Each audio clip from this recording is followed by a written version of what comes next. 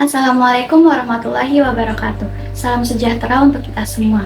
Saya Dian Ayu Azizah, NPM 4523210140 dari Teknik Informatika Universitas Pancasila. Sebagai anggota kelompok 1, saya bertugas dalam pembuatan layout sistem dan desain user interface dari sistem informasi penjadwalan konseling siswa. Bersama saya ada Nama saya Trian Guru Sisilo dengan NPM 452321018. Saya merupakan anggota dari kelompok 1 yang bertugas dalam sesi programming atau pemrograman. Saya Nindi Nuraini dengan NPM 45232101144, jurusan Teknik Informatika Universitas Pancasila. Saya merupakan ketua anggota kelompok 1 yang bertugas untuk merancang skenario sistem dan workflow bisnis. Perkenalkan, nama saya Zara Sadita, NPM 45223210145, jurusan Teknik Informatika Universitas Pancasila. Saya merupakan anggota dari kelompok 1 yang bertugas untuk membuat rancangan database dan rancangan objek. Dalam proses pengembangannya, kami melakukan wawancara dengan Ibu Anitri Astuti SPD selaku guru BK di SMKN 46 Jakarta untuk memahami alur layanan konseling yang ada. Dan hasilnya akan kami gunakan sebagai dasar perancangan sistem kami. Program yang kami rancang akan membantu atau mendukung konseling atau bimbingan di sekolah, di mana program yang kami buat ini akan membantu guru BK dalam melakukan konseling, mengatur penjadwalan, dan mengatur hasil rekapan dari konseling siswa. Untuk itu, dalam proses pengembangannya, kami menerapkan aliran linear dan metode waterfall. Aliran dan metode ini saling berhubungan dan berkaitan. Kebersamaan dari aliran dan metode ini yaitu ketika proses pertama selesai dilaksanakan dengan baik, maka kita dapat menjalankan proses setelahnya ataupun proses berikutnya. Hal ini cocok dengan topik ataupun rancangan sistem yang sedang kami kembangkan, karena kegiatan konseling memiliki ruang lingkup yang lumayan kecil atau tidak terlalu besar, dan juga memiliki alur yang sudah terstruktur atau sudah jelas dari awal sampai akhir. Tahapan pertama dari aliran dan metode tersebut ialah komunikasi, sehingga untuk lebih jelasnya dapat disimak cuplikan video wawancara dengan narasumber terkait yang sudah diperkenalkan oleh Dian sebelumnya, yaitu Bu Anitri selaku guru bimbingan konseling dari Sekolah SMKN 46 Jakarta. Assalamualaikum warahmatullahi wabarakatuh. Ibu, terima kasih sudah menyempatkan waktunya memperkenankan kami berkunjung ke sini. Sesuai yang kemarin saya WhatsApp, bahwa kami ini bermaksud untuk mengetahui bagaimana alur proses kegiatan BK yang ada di SMKN 46 ini. Sebelumnya, Ibu bisa memperkenalkan diri dulu sebagai ahli. Perkenalkan, nama saya Ibu Anitri Astuti, biasa dipanggil Bu Ani. Saya di sini sebagai guru BK. Ibu mau tanya, sebenarnya di kegiatan BK di sini apa aja sih permasalahan yang biasa murid-murid konseling gitu, atau misalnya permasalahan apa yang biasanya murid itu dipanggil oleh guru BK gitu, apa aja? Kalau masalah biasanya itu paling banyak adalah terlambat, kemudian kehadiran, sama biasanya sih bolos ya, terus sama hubungan sama dengan teman-temannya aja, jadi sosialisasinya. Ya, berarti kalau itu terkait yang dipanggil ya Bu. Kalau untuk yang konseling secara pribadi itu apakah ada misalnya mengenai apa itu biasanya? Ada, itu tadi kalau ada yang dipanggil ya, ada yang memang dengan suka hati datang ke sini. Biasanya kalau yang datang ke sini dengan kemauan sendiri, biasanya dia akan cerita tentang pertemanan, kemudian biasanya sama masalah keluarga sih. Oke, berarti di sini tuh ada dua kegiatan berarti ya Bu. Yang pertama itu guru BK yang memanggil emang ada masalah gitu ya. Terus yang kedua itu emang si murid yang langsung ke Ibu ya, curhat gitu. Kira-kira bisa Ibu tolong jelasin nggak terkait alur ataupun proses kegiatannya dari awal? Mungkin bisa dimulai dulu dari kayak kalau misalkan ada murid yang bermasalah gitu, jadi dari sisi Ibu yang memanggil siswanya. Nah itu kayak gimana alur dari awalnya sampai akhirnya? Biasanya kalau misalnya kayak permasalahan kelambatan atau absensi, biasanya sih kalau saya kebetulan kan tiap minggu itu rekap absensi dari tiap kelas gitu ya. Pemanggilannya biasanya karena saya punya PJ di tiap kelas gitu, kelas yang diambil, jadi si pemanggilan siswa ini hanya kelas-kelas yang memang diampu oleh saya gitu. Kalau bukan dengan saya, biasa saya nggak melakukan pemanggilan gitu, karena itu ada guru BK-nya sendiri lagi. Nah, saya biasa minta sama PJ untuk memanggil temannya gitu untuk datang ke ruang BK gitu. Sekali lagi mau nanya, kira-kira kalau misalkan anaknya itu lagi nggak mau bertemu ibu hari itu, bisa nggak dia tuh ngajuin hari lain gitu buat bertemu ibu? Atau harus saat itu juga? Kalau dipanggil pasti datang. Biasanya langsung datang. Kecuali kalau misalnya memang dia janjian sama saya gitu, nanya kayak Bu Ani kosong nggak gitu, nah itu saya harus jadwal dulu. Kalau saya panggil pasti biasa saya kosong. Kalau berarti kalau untuk yang proses siswanya yang datang, itu dia harus bikin janji dulu sama ibu. Iya, biasa nanya dulu, ibu lagi sibuk nggak gitu. Kalau saya nggak sibuk, iya berarti hari ini bisa ngobrol gitu. Tapi kalau misalnya pas kebetulan saya mau ada rapat atau saya mau pergi, ya nggak bisa gitu. Antara schedule. Terus selesai misalkan ya kita tuh udah bertemu ibu, misalkan dari yang memanggil ataupun siswanya yang datang. Nah, kira-kira apakah ibu perlu mencatat sesuatu atau misalkan kayak perlu bikin rekapan gitu terkait siswa tersebut? Iya, biasanya kalau misalnya tuh saya punya laporan untuk konselingnya gitu, terus kemudian ada beberapa alternatif pemecahan masalah yang saya sampaikan gitu ya. Dan kalau misalnya itu terkait sama perilaku, biasanya kayak saya punya perjanjian sama dia berapa nih, misalnya kayak oke ya, kalau misalnya sekarang terlambat terus ibu mau lihat seminggu ke depan nggak ada terlambat gitu, itu nambah oke seminggu, 2 minggu, sebulan gitu, kita punya targetnya gitu. Dan ada konsekuensinya kalau misalnya si anak ini nggak mencapai target yang kita sepakati. Misalkan ya ibu, itu kan terkait dia tuh dari sisi sikap ya, keterlambatan ataupun bolos atau kehadirannya kurang-kurang. Nah itu berarti masuknya itu ke catatan apa? Apakah catatan terkait rekapan perilaku siswa di sekolah atau bagaimana? Iya, catatan perilaku. Oh, untuk kalau misalkan siswanya itu yang datang untuk curhat, apakah itu juga perlu dicatat atau gimana? Catatan konselingnya ada, tapi tidak akan kita publis. Walaupun ke orang tua atau bagaimana? Iya. Oke. Kalaupun nanti akan kita publis, itu harus seizin dari si anak ini. Wali kelasnya pun juga harus seizin. Ini kalau misalnya kayak saya bilang, ini kayaknya masalah kamu nggak bisa dengan ibu aja. Yang harus tahu tuh ini gitu. Kira-kira boleh nggak disampaikan? Yang mau nyampein kamu atau ibu? Gitu. Kalau mereka dibilang, iya bu boleh, ibu aja yang ngasih tahu. Oh ya udah, berarti saya akan sampaikan. Tapi ada nggak Bu kayak masalah yang benar-benar harus disampaikan kepada orang tua tanpa harus meminta izin dari anaknya tersebut? Kalau masalah pribadi kita biasanya enggak. Khusus untuk pribadi itu enggak? Enggak. Tapi kalau masalah kayak kedisiplinan, iya, itu harus kita sampaikan. Karena nanti kalau misalnya itu tidak ada perubahan, berarti kan akan ada dampak berikutnya. Jadi orang tua harus tahu itu dulu. Kalau untuk orang yang terlibat dalam konseling sehari-hari, biasanya murid dan ibu saja atau ada orang lain lagi? Kalau konseling biasanya saya sama murid aja. Tapi kalau misalnya melibatkan orang lain, itu jadinya kayak konferensi kasus. Jadi lebih cakupannya jadinya lebih luas. Tapi kalau walas mau ikutan, ya gak apa, tapi yang terkait itu ya kedisiplinan gitu. Ya kalau masalah pribadi, kalau ada dari anak, Nah, jadi tergantung apa yang ditangani dari ya Bu. Nah, untuk siswa yang datang konsul ke ibu, itu untuk ibu sendiri ada kesulitan nggak tentang pencatatan hasil konsultasinya dan sebagainya? kalau catatan sih enggak ya, itu bisa langsung dikerjain. Kalau untuk mengatur janji temunya, Sebenarnya sih saya sama Nara sih suka bilang kayak kalian bisa ketemu sama Bu Ani di hari lihat jadwal gitu. Misalnya kalau kira-kira di jam itu Bu Ani ada jadwal, berarti nggak bisa.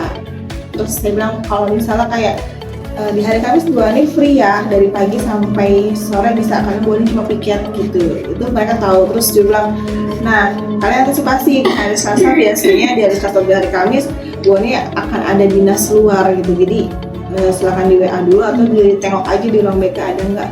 Tapi kalau di hari-hari lain ya tinggal lihat jadwal. Kalau udah ada jam ngajar sih biasanya bisa. Kalau untuk pengarsipan sendiri, yang data-data yang barusan yang hasil wawancara atau hasil konseling sama murid itu ada kesulitan nggak, kayak misalnya lebih tercecer misalnya kalau sekarang misalnya gitu, jadi susah dalam penyimpanan atau gimana gitu? Kalau saya sih enggak ya, karena saya biasanya ngetik dulu gitu, terus baru saya print untuk ngetik ke kepala sekolah juga. Oh berarti dalam bentuk file dan hard copy juga ya Bu? Iya. Arsipnya. Kalau boleh tahu Bu, kira-kira alurnya itu kalau mau itu apa aja sih Bu? Kayak dari awal sampai akhir. Kalau konseling kalau misalnya dia mau datang sendiri, dia udah datang aja langsung. Langsung datang terus ngobrol, dicatat, masukin datanya ke AC. Iya. Kira-kira tuh Ibu yang paling kesusahan itu di bagian mana? Paling sih kalau misalnya kayak waktunya agak mepet ya dari proses konseling ke kalau misalnya habis proses konseling itu saya ada kegiatan lain gitu yang harus misalnya kita dipanggil gitu, nah ada kegiatan rapat gitu, nah biasanya tuh jadi lupa karena nggak langsung dikerjain kan gitu. Kalau langsung dikerjain sih sebenarnya nggak masalah, karena waktunya masih cukup aja. Kalau mengenai data nih ya Bu, selain nama siswa, kelas pastinya, itu apa aja yang dituliskan di pencatatan biasanya? Tergantung ini sih, tergantung masalahnya.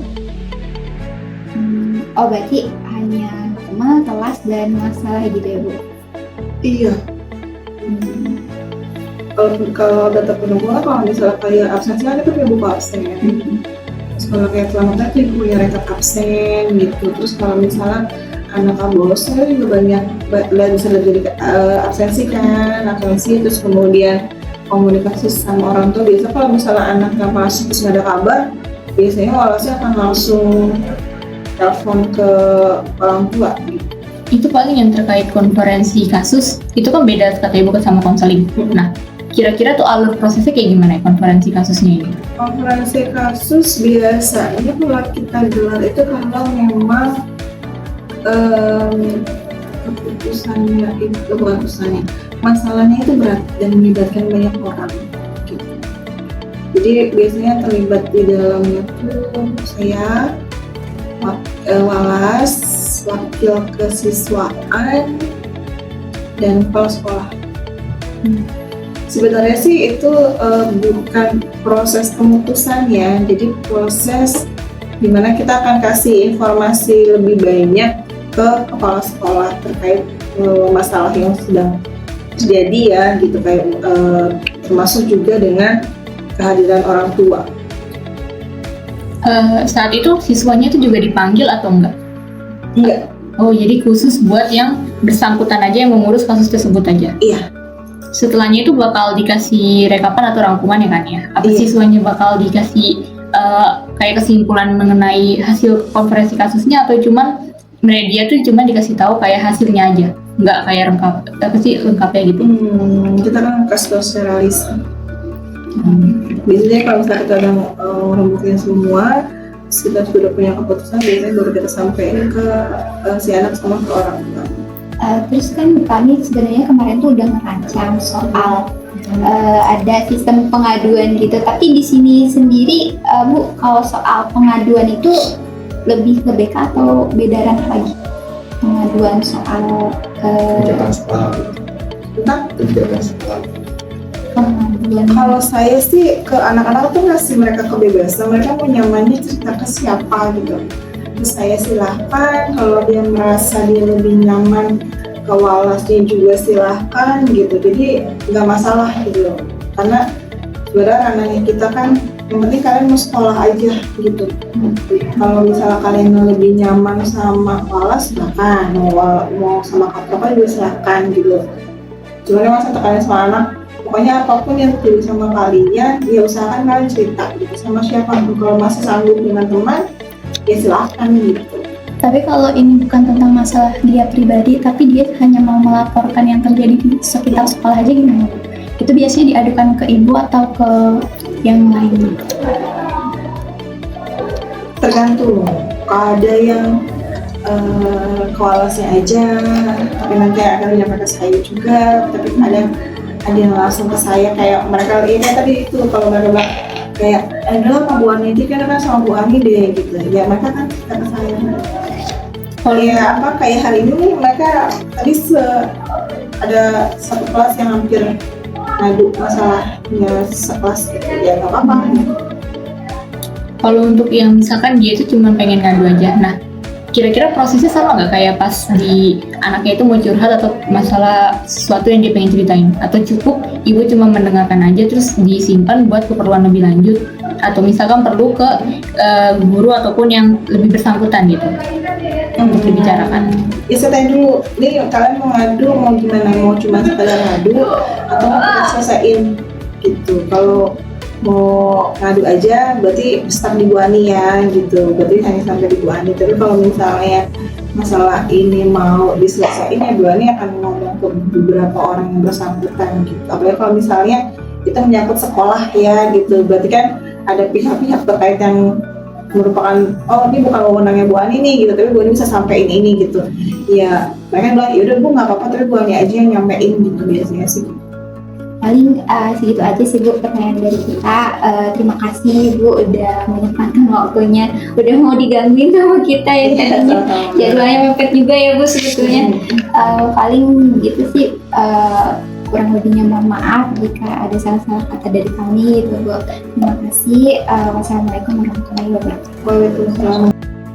Dari hasil wawancara yang dilakukan seperti pada cuplikan sebelumnya, setelah dianalisis oleh kami, dapat disimpulkan bahwa terdapat dua WFO pada kegiatan konseling yang terjadi di SMKN 46 Jakarta. Yang pertama yaitu WFO kegiatan pengajuan konseling, dan yang kedua yaitu WFO kegiatan pemanggilan konseling. Untuk penjelasan lebih detailnya sebagai berikut. Pertama yaitu workflow kegiatan pengajuan konseling, di mana di sini terdiri dari 3 aktor utama yaitu siswa, guru BK, dan wali murid atau orang tua. Start dimulai dari siswa, di mana ini ada kondisi apakah siswa akan melakukan konseling. Jika kondisinya no, maka siswa akan menyampaikan aduan. Kemudian guru BK akan melihat aduan yang disampaikan. Setelah itu menyimpan data aduan siswa, kemudian proses akan berakhir di sini. Jika kondisinya ya, maka siswa akan melihat jadwal konseling, kemudian mengajukan konseling. Setelah itu menunggu respon guru BK. Jika responnya no, maka proses akan kembali ke melihat jadwal konseling. Jika ya, maka konseling akan berlangsung. Setelah itu akan dilakukan pencatatan konseling oleh guru BK, kemudian guru BK akan menyimpan hasil konseling. Setelah itu ada kondisi apakah boleh perlihatkan hasil konseling. Jika ya, maka guru BK akan memberikan hasil konseling, kemudian dokumen hasil konseling akan diserahkan kepada wali murid atau orang tua. Setelah itu, orang wali murid atau orang tua siswa akan mendapatkan dokumen hasil konseling. Kemudian proses akan berakhir di sini atau end. Jika kondisinya no, maka proses akan langsung berakhir di sini.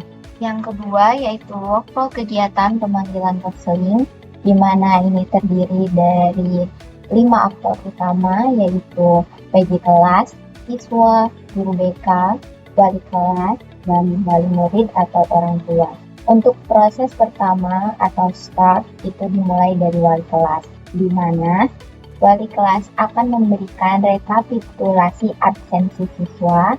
Setelah itu, guru BK akan melihat rekap absensi siswa. Setelah itu, akan ada kondisi apakah absensi siswa bermasalah. Jika no, maka proses akan berakhir di sini. Jika yes, maka guru BK akan memberikan data siswa yang bermasalah ke kelas. Setelah itu, PJ kelas akan menerima data siswa yang bermasalah, kemudian PJ akan memberitahu siswa yang bersangkutan.